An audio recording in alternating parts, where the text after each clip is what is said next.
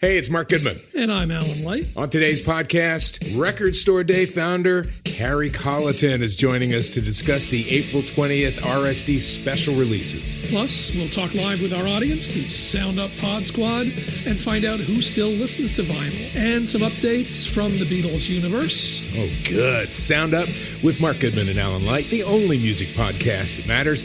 Get it on Pandora, Spotify, Apple Podcasts, or wherever you get your podcasts.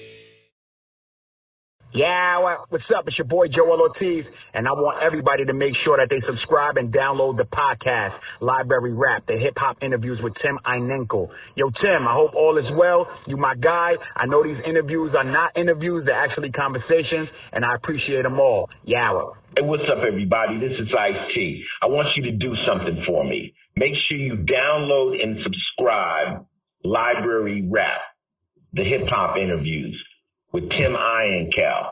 It is fucking official. All right? Stop playing. Download and subscribe. Library Rap, the hip-hop interviews with Tim Einenkel. It's cold. Yes, sir. Yes, sir. It's your boy Farrell March in the building. I need y'all to make sure you subscribe and download to the podcast Library Rap. Hip-hop interviews with your boy Tim Einenkel. You already know. Stop. Check it out, my man. This is the music of a hip-hop band. Jazz, well, you can call it that. But this jazz retains a new format. Point. When you misjudged us, speculated, created a... He's the creator of Stetsasonic. He's a legend and defines what it is to be hip-hop. He's an MC, music producer, artist developer, celebrity, just a crazy talent. He's Professor Daddy-O, and I want to welcome him to the library with Tim Einenkel and allhiphop.com. Professor Daddy-O, thank you so much for joining me on the library with Tim Einenkel. Thanks for having me, man. You know, me and you always have great conversations. So Yes, sir. Yes, sir. So This is a pleasure.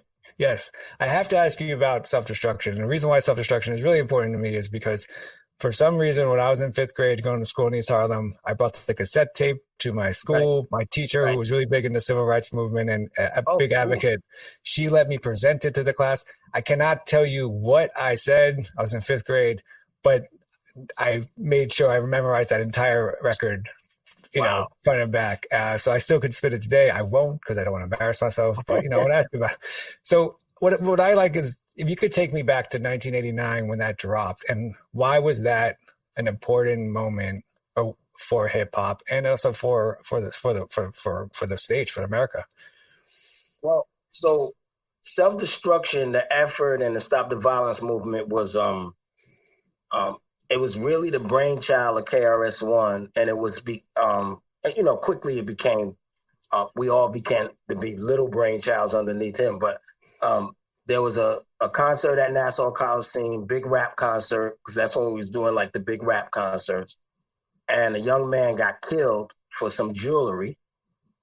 And it seemed or felt like the press was blaming us. And so self-destruction was actually an answer to that.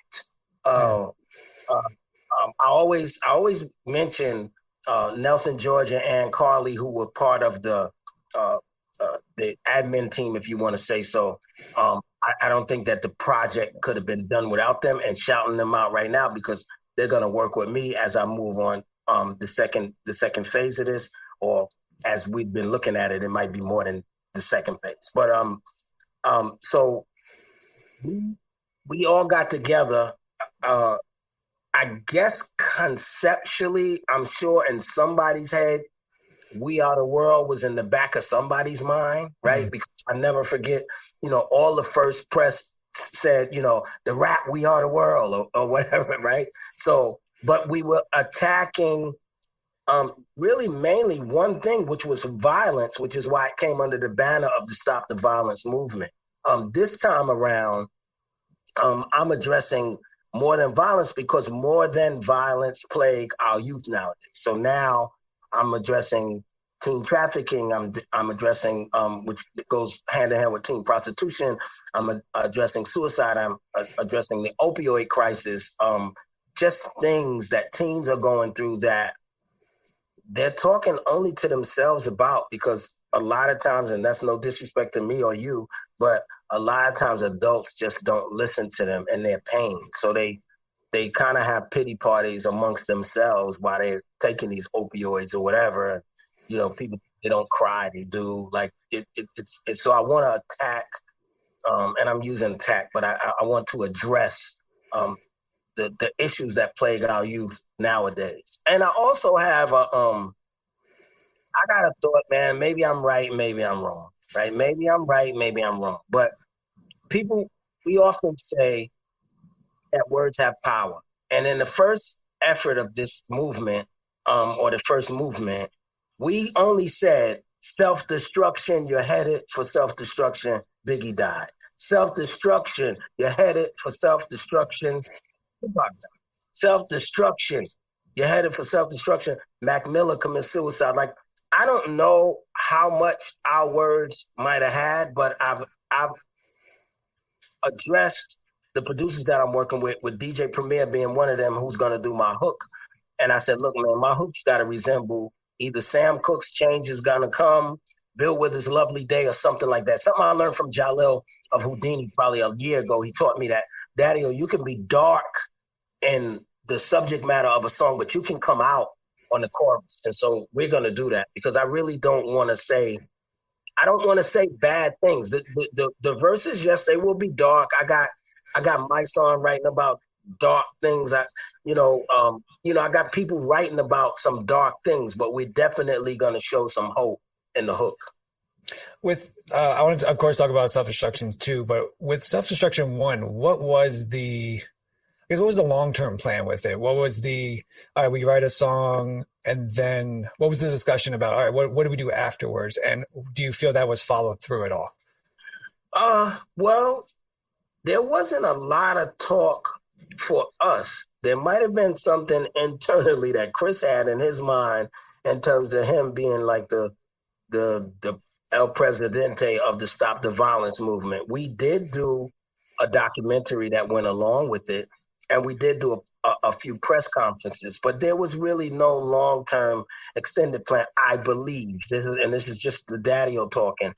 I believe the plan might have been to continue to work with the Urban League, who took all the proceeds for the first Self-Destruction, but then that became a fiasco. Like it became a mess. So maybe that was kind of what it was, but the follow-through wasn't really presented to the artists. Maybe Chris, maybe D Nice, they were both on Jive, and D Nice produced the record, but I know it wasn't extended to like us or Chuck and them, or you know what I mean? Like, because we were there for anything they asked us to do. So when they asked us to do a press conference, me and Chuck show up. When they asked us to do anything, we show up.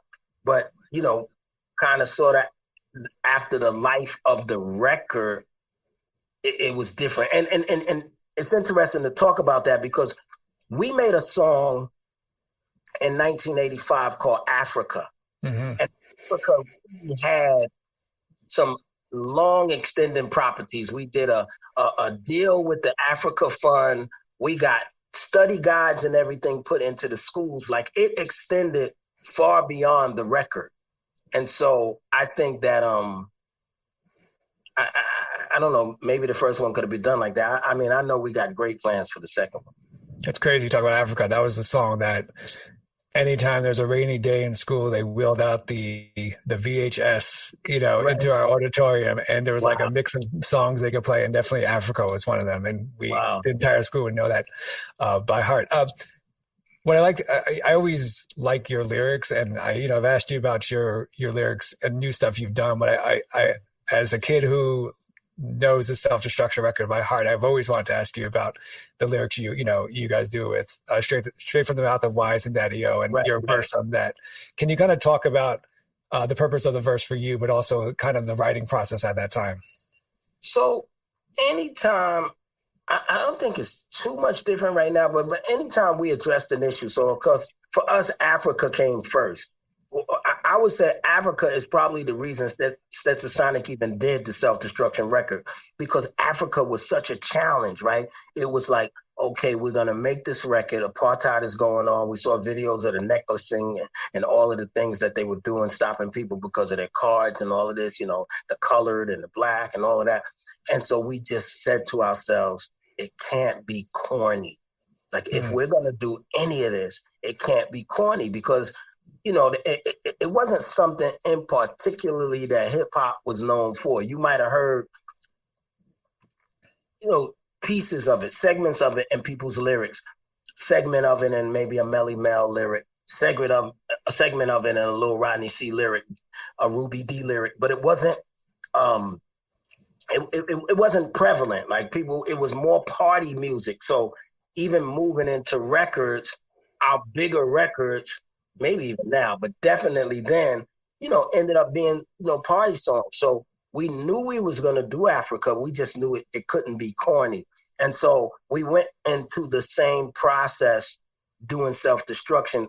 One of the things I'm proud of with the original Self-Destruction is I always say to people, Stetsasonic owns more real estate on that than anybody else, because we show up 3 times. The light shows up in the top, me and Wise in the middle, and then Fuquan right after Heavy D. So we actually have more rhyme space than anybody else on that particular song. But we just knew that we couldn't be corny. And so we knew we wanted to move into that area. We kind of knew it, you know, I was in the studio. I always tell the story about being in the studio when LL Cool J wrote MC Light's rhyme. Mm-hmm. So I was around those people when they were writing what they were writing. So I knew how we kind of had to come. And then for me, because I'm, you know, that's why Stetsasonic is such a big band. I needed to include, I knew Wise, I knew they wasn't going to use Wise to do any of his Human Mix Machine beatbox stuff. So I was like, I got to get Wise in here somewhere. So I said, you know what? Wise would just rhyme with me. Before I get into the Self-Destruction too, I want to, so years ago I interviewed Kumo D, and Kumo D brought up his beef with LL Cool J. And he said the big thing that he felt the media did not get about the beef was not because LL was this new guy coming up and he was this older guy and LL was taking the light, that he felt that that there was this kind of empowering movement in hip hop that was happening, a positive change. And then LL came out and kind of said, no, don't worry about it. You don't have to work hard. You can be a drug dealer, whatever. And that was his major beef with it. Did you kind of see LL or even like a group of guys like that coming up? And was that a conversation people were having about like new MCs like LL back then? Well, I mean, in that context, no. One of the things that the Light always informed us, and I'm still the same way now, musically, is he always said Stetsasonic makes music for the mind, the body, and the soul. So you would always you could hear Freedom or Death or Africa, but you also hear Sally and Susie, and then you also hear like a Talking All That Jazz, which kind of floats between the two. Made it big on the dance charts, but we're still talking about a serious issue. I've always looked at music as music, right? So everybody's just not going to make the same music. And some people are going to make, you know, quote unquote, what people call message music, and some people are not, right? I mean, there's going to be the last poets, but then you're going to have Wild Man Steve on the other side. So we as a band, and in most cases, I can only speak for Stetsasonic unless somebody else was around us. I can speak for Public Enemy in some cases because we shared a tour bus for that long and we've been that kind of bonded group. We've always welcomed everything new. Like everything new, we've always welcomed. I remember being on tour and Chuck and I being on the bus, like I said, Stetsasonic and Public Enemy shared a tour bus, and somebody turning us on to Dope Man by NWA. And Chuck and I liked the record. And besides for Wise, I don't remember anybody on that bus agreeing with us. I remember everybody kind of shooting us down like, this is whack. And we're like, no, it's not. It's just not you. Like, it's not New York. But you can't say that it's whack. Right. You know what I mean? And Wise liked it and went on to be friends with Eazy-E and Ren and all of that. But we always welcomed things because we were like, oh man, this is great. We're expanding. Like we're more like we always knew it could be more than New York, which is, I had a friendship with Luke years ago. God bless the dead. I had a friendship with MC Breed and Flint. Like I've always, and even if you hear my records now, like even on my new album that I got coming out, Andre Nicotina's on my album. And if you're not from Sacramento and all that, you might not even know who he is, but I've always welcomed, and we have always welcomed anything new. So LL for us was just a new bright light. Like, oh, this is dope. We thought he was, the one thing we laughed at is the first Def Jam record was not I Need a Beat. It was on Party Time, and it was Tila Rock's It's Yours. And we thought I Need a Beat and It's Yours was the same record. Like conceptually, it's the same record, different kind of beat, different kind of, but the same thing. So he's like, oh, so what they do? They just drop Tila Rock and put this young boy on? Like we talked about that. But we welcomed anything new that was coming, man. We welcomed it because we always believed that the more styles and the more people that came up that was dope, that would give hip hop more of a chance. Speaking of hip hop being more than New York, when you as you mentioned the track Africa, you also were able to go on world tour with that. What was the acceptance like going to different countries when you were on tour at that time in 1986, 1987? Did you know that hip hop has already reached kind of worldwide status in that way? We didn't know that, but let me tell you this. So shout out, God bless the dead, Dave Funkin' Klein, right? Our first tour was overseas. I'm saying tour. We did shows in New York and stuff. Our first tour, I'm talking about back-to-back nights, was overseas. And so I always liken us, and I mean, I'm not trying to be that kind of comparison, but I always liken us to the Beatles because I remember the Beatles talking about cutting their teeth in Liverpool before they was to play London and get all the boos out and all of that. The one thing that happened with us, we didn't get no boos because anybody that knows Stetsasonic and Tyrone Williams can attest to it probably better than anybody else. We were a stage band first. We didn't even think about making records. We just wanted to blow people off the stage. So we learned how to rock that stage first. Disco Fever, all them clubs. We played all them clubs with no records. The Roxy, all of that. So when we went on tour for the first time overseas, I mean, brother, it was like a godsend because there was no time limit. So because when we got back to the States, now it was a time limit. You had to be on stage by 11, or the headliner gets charged more more money and all of that kind of stuff. When we went overseas, man, we were playing for an hour. Chuck D always says the best show he's ever seen was Stetsasonic at the Paradiso in Amsterdam because we played 2 hours straight. Wow. So the acceptance, we never knew they didn't accept it because, man, listen, we got off that tour bus in London. The people knew every member, like the way I knew the Temptations or the Jackson 5 when I was a little kid. The kids in London knew every member, all had their favorite members. Mm-hmm. So don't think, oh, everybody loved Daddy, or some guys was going to DBC, somebody was going to, and one person walked up to Wise and said, "You're the human mix machine," and turned his back and said, "Sign my jacket." And Wise was like, what? Like we never heard, we New York kids try to be fly. We ain't never heard nobody writing on their clothing, unless it was Shirt Kings and them making something fly. And Wise was like, what? He said, "Sign my jacket." And Wise signed his jacket, and it was crazy. We was going overseas, like signing T-shirts and tagging people's pants. We like, yo, this is nuts. We felt like superstars, man. And I was like, I think that was 86. Oh. I want to turn to, fast forward a little bit. I'll probably be all over the place, but self-destruction to, the producers that you have on it, Premier, Large Professor, Pete Rock, Marley Marr, Easy Mo B, KG, so many. And I was listening to and reading interviews that you've done on self-destruction too. And it seems like your plan is to create the beat first and then get the MCs on it afterwards. Absolutely. Because go ahead. I'm sorry. Just why that way in terms of, do do you want the MCs to actually hear the beat to write to, or would they be writing something? Part of it is that, and part of it is that as I thought about so this idea for self-destruction too, I had in my mind for a long period of time. Right? I've been wanting to do it. I spoke to Chris about this years ago, and I mean, I'll be brutally honest. Spoke to Chris about it years ago. Most people know this KRS-One doesn't take planes.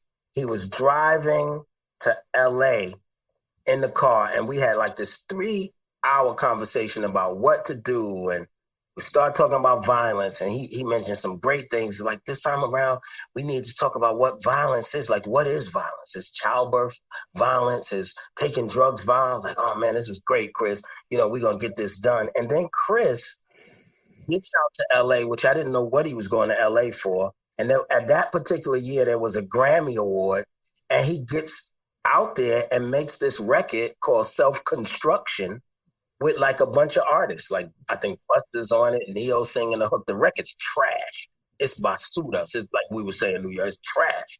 But it felt weird to me because I thought me and him was gonna be working together on Self-Destruction 2. Mm-hmm. But fast forward, I still tell him I'm gonna do Self-Destruction 2 when I put out I think it was when I put out Everybody But KRS-One, which is the first of my solo albums for this set. Right. I did a big date with Chris, a huge date with Chris in South Carolina. I told him I'm working on it. He said, "Yeah, you've been working on that for a while, man. Just keep me posted." So I got his blessing on it. But when I thought about it, I said, I can't go about this in the same way. Like so the reason I came up with those producers, because I said in my head, how can I get the best track ever? And so I'm always, and I tell this to all my friends, I'm always sitting on heat. I got a slew of producers that's bananas. Dope Mellow, C-Doc, Outer Reach, Black Snow, what's the other kid? It's just a bunch of them. They always making heat for me. But that's me, and that's Daddy-O, and that's Daddy-O Records, and those guys, no disrespect to them, but they don't have the marquee. And I said, how can I get all of that in one? Because I need some marquee, but I need a super track. And I said, what if, I just sat and I thought, I said, what if I got like 5 or 6 dudes to work on the same joint? And I said, that's crazy. So I just got on my Instagram and said, hey, I want you. And to my surprise, I guess it's because we really try to keep my name clean. They all hit me back. They all agreed.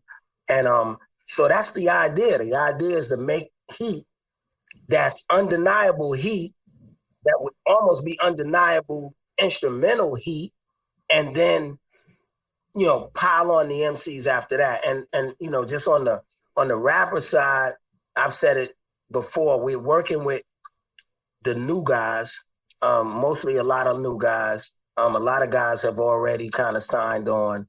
And, because I want these young people, I'm working as the professor. I'm giving them assignments to write about. Mm. So I got one guy writing about doing a murder but not feeling good about it. I got another girl writing about pacing in a clinic and how it feels to get an abortion. I got another girl writing about her mother dying off of opioids, opening the door and seeing her mother dead on the floor. Like, we're gonna address. Like I said, I want to address the ills that the young people have, and I need the young people to be talking about it. I need to feel their pain. And then, like I said, Premier will give me my hook where we could get out and talk about hope. Are you in search of deeper meaning in your life? Longing to manifest your true desires and unlock your full potential? Look no further than Portal Místico Podcast, your gateway to treasure trove of transformative tools, enlightening interviews, and enriching content. I'm your host, Elena Maggio, and it's my heartfelt desire to guide you on this extraordinary journey of self-discovery. And with every episode, I'm passionate about sharing and introducing you to new topics in self-development, metaphysics, astrology, the law of attraction, numerology, interviews that will illuminate your path and fuel your own personal growth. This podcast is your wellspring of inspiration dedicated to help you uncover your purpose with unwavering passion. Together, we'll dive deep into the fascinating topics and explore endless possibilities. Listen to Portal Místico on Pandora, Apple Podcast, or your favorite platform. Hey, it's Mark Goodman. And I'm Alan Light. On today's podcast, Record Store Day founder Carrie Colleton is joining us to discuss the April 20th RSD special releases. Plus, we'll talk live with our audience, the Sound Up Pod Squad, and find out who still listens to vinyl. And some updates from the Beatles universe. Oh, good. Sound Up with Mark Goodman and Alan Light, the only music podcast that matters. Get it on Pandora, Spotify, Apple Podcasts, or wherever you get your podcasts. Have you already, with the MCs you have you already kind of put them, sequenced them, so to say? I mean, do you have like your tape? No, I just got people giving me verses. Like every week is a better week. Like every week we get some new stuff in and we're like super happy. And then one of my business guys, he's a big fan, Hasib, my man Hasib, he's a big fan of wrestling. So he's giving me this challenge, which I think I'm going to accept, which is he's like, yo, D, don't announce anybody yet, even though I be slipping names out all the time, but don't announce everybody yet. Like, let's do it on we'll maybe do every Thursday. We'll do like they do the wrestlers and we'll announce like who's on it and all of that. So I haven't gotten everybody, lot of big names, lot of people are calling. So what I was saying earlier is, I think this is going to be more than one song. And I mean that, and not in the sense of an album as an album, but we have basically, me and my team have basically figured out that this is going to be Self-Destruction, the series, because we just got through talking to Gold Toes and Black and Brown Entertainment. And so we're going to do a Latino version. And then we've been talking to Michael Watts and Carnival Beats about doing a Third Coast version, which is Texans, because it's a lot down here, So it looks like it's going to be a series of songs, and not always the same producer. Like, for instance, for the Third Coast version, of course, I got to deal with Michael Watts. I got to deal with N.O. Joe. I got to deal with Carnival Beats, like all the guys that make the heat here. And then I haven't talked to the West Coast yet. I'm waiting to talk to my OG Mike Conception about executive producing another Same Gang, but I'm playing it with rice paper. they've been hitting him about it, and he hasn't been so. They've been talking to him about this for years, and he hasn't been so receptive. But he's my OG, and he always listens to me, and he always gives me great advice. So we're talking about that. But it looks like it's going to be a series of songs. Whether or not there'll be a Self-Destruction album, that's something to think about. I definitely have enough music for it, because Rockwaller just came on and just gave me ridiculous. Like, Cass is still giving me ridiculous heat. Like, I can't even. I'm telling you, I wish I could grab this stuff and say, "Oh, I'm using it for my album," but they gave it to me for that, so I'm not gonna cheat. But I'm getting heat, like, and that's what I wanted. I wanted to feel heat, and then I could really recognize, like, oh, so and so could go on this and really murder it. So, because this is really a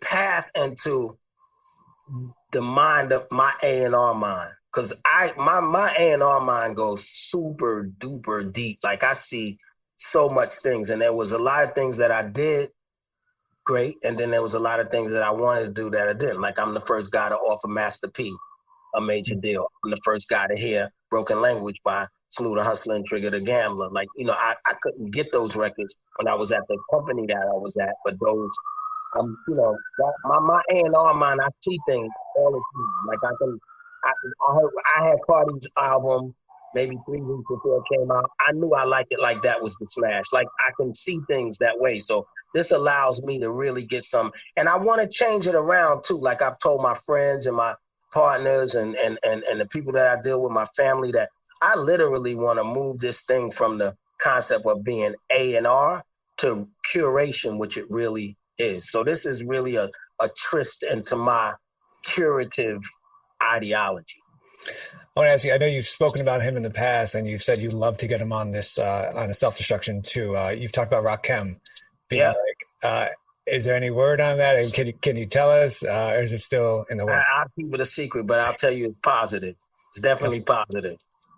And then speaking my thing with Rye is that, first of all, I was on Sway once, and I said something about Rakim and the line that he said, "It ain't where you from, it's where you at." And I said Rakim told the biggest lie in hip hop, and it went viral. And I kind of meant it, punchy and jokey, but it went a little viral. People start getting on me. Oh, what's Daddy? Oh, Daddy must have a bad beef with Rakim. I never had a beef with Rakim. Like, I actually respect Rakim probably, if not as much, more than any MC in the world, because he's a guy that stood on his square like he never changed. Like, no MC. I don't know if there's another MC on the planet besides G-Rap that could say they never changed. Every MC changed. RZA was Love You Rakim. Genius was Genius over there. Like, everybody changed. Even me, I seen us change. Rakim does what Rakim does. And so for that, and for the reason that I really believe somewhere in the 90 percentile of styles that's out here, Rakim created them. It might be about 10% that he doesn't. He doesn't really do the animated thing that Busta does and some of that other stuff. But most of these cats, they rock him to the core. And so I just want I want Rakim on this record. I know he's going to give me the right things lyrically, but I also want to prove the origin of modern hip hop styles. I mean, that's a big thing with Rakim. I mean, I think you ask any MC and they say, like, when Rakim came out, it changed how we wrote. Everything. I want to ask you about your you've talked about how Rakim he's not the greatest MC, but he does things great. He does. Right. And I want to ask you, what does that mean? What does it mean that he kept on doing the same great thing? Well, I think when Ra created the rhyme style that he created, which is 100% his, even though he gives a lot of credit to Kaz and Mel. He said he wasn't listening to Mo, but he said he gives a lot of credit to Kaz and Mel. But when he created that style, again, he stands on his square and he never changed. Like, never changed. Now, I have my partners, I got a lot of friends that believe that he's the greatest in the world. And everybody has a personal opinion. For me, the greatest MC to ever live is Melly Mel. And I'm never going to say anything different because I've seen Mel do some things that I just don't think anybody else can do. And he doesn't even have to be relevant right now for me to know that Mel's the greatest. So I'm not I just don't give anybody else that title. There's a Mount Rushmore rap for me, which is Mel, Kumo D, and Kaz. I believe all styles come from Mo D and Mel, and then I think Kaz embodied them both. But I'm always gonna give Melly Mel that title. I think a lot of times when we when you read about just Stetsasonic and Daddy-O and what you guys done, I mean, you guys are huge in terms of innovators. And I want to ask you about when you and Wise created the track Faye, which features your vocals and Wise beatboxing. Right. It is said to be like kind of the first time we've heard a beatbox in a song. Right. One is that, from knowing your history, is that true? But two, what do you think Wise did in terms of changing the art of the beatbox? So we was also, you gotta remember, Lottie Dottie and LaToya came before us. There was a few others. I think the New York City Bad Boys did Veronica, but that came after us. So we knew we wanted to do a record that had that, like that MC and that beatbox. But Wise always was what people call the human mix machine, or what we call the human mix machine. So that roll that you see Dougie do when he goes that came from Wise. Like, that's totally Wise's sound. Dougie bit that from Wise. And in the beginning, he was the only dude doing the scratches. Now, some guys came a little after him that were doing it a little different, like Reddy Rock when he was with Will Smith. What's this guy named Earl? There's a beatbox named Earl. His first name is Earl. I can't get the last name. This dude dope. It's crazy. But you know what? You can see it on my Instagram. I grabbed this piece when Wise and them was on television, and they did all of these. They were doing this. You know, it wasn't even a competition. They were just all showing different styles. So him and then the kid. I think his name is. I don't know if his name is Dr. Rock, but the kid that was on Nia Records. That dude was dope too, because he was the first dude before Biz to do that stuff. And so, but Wise was doing, you know, more drum rolls, more scratches, like that kind of thing. I think what Wise brought to the human beatbox world was, and Buffy existed. God bless the dead. Buffy existed before Wise, but besides for Buff, I think Wise was the guy to hold it down for making that full song with the guy. You know what I'm saying? I know Dougie and Rick did it. They did it almost like a tongue-in-cheek type of thing, and the bigger record became the show anyway. You know what I mean? But Wise and Buff, who both are from East New York, by the way, kind of held down as the music for the MC. You know, like, and Doug can't really be that because the Get Fresh crew was a big old crew. So it still had Barry, still had Will. In the very beginning, it just used to be me, Delight, and Wise. And we would go around and kill every block party. Like every place we went, we would burn it down because he was making, and people never really had heard a beatbox through all those things. And he could also, you know, we used to have this routine called Can a Beatbox. And it's like, can a beatbox, you know, all these sounds. And so he could even mimic Buff. He could do the little crackles that Dougie could do. Like, he could do all that stuff, but then he would always show his own. So I think that, and then, you know, I mean, probably more conclusively than anything else, Stetsasonic being a hip hop band, we've always looked at Wise, even though he sometimes would rhyme, we always looked at Wise as part of the band. So our band was 4 members. It was a drummer with Bobby Simmons. It was a keyboard sampling guy with DVC. It was Prince Paul with the turntables and Wise with the human mix machine. So that's the other thing, is that Wise was actually an instrument in a band, which I don't think any of those beatbox guys could make that claim. Let's talk about the band aspect of Stetsasonic. I mean, I think now having a live band in hip hop is kind of commonplace. You know, you go to a show and you're not like, holy shit, what the hell are they trying to do, you know, type thing.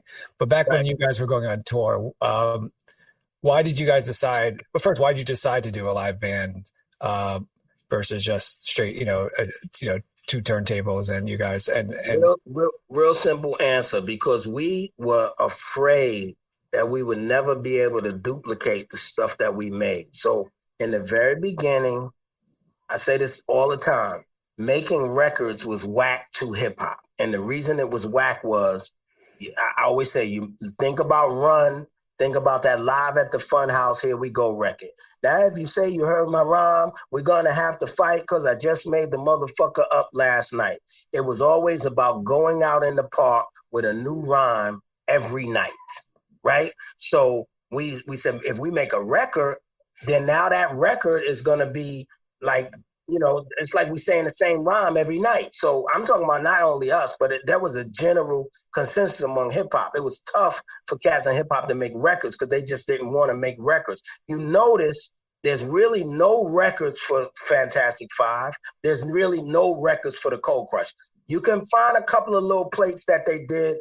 Cold Crush did that thing on Epic, the punk rock rap, and I think they did one of it, Fresh Fly, Wild and Bold. But that's the sentiment. Like, what are we? You know, what can we do? You know, we can't make records. So in the beginning, making records was whack. So now that we're getting ready to make a record and we knew we were going to record what we were going to do, we were like, how in the hell are we going to duplicate this? And remember, I'm telling you, we're a stage band. So we're like, how in the hell are we going to duplicate this on stage? And the only thing was, we just going to have to take everything on the stage. I was like, everything? I was like, yeah, we're going to have to take everything on the stage.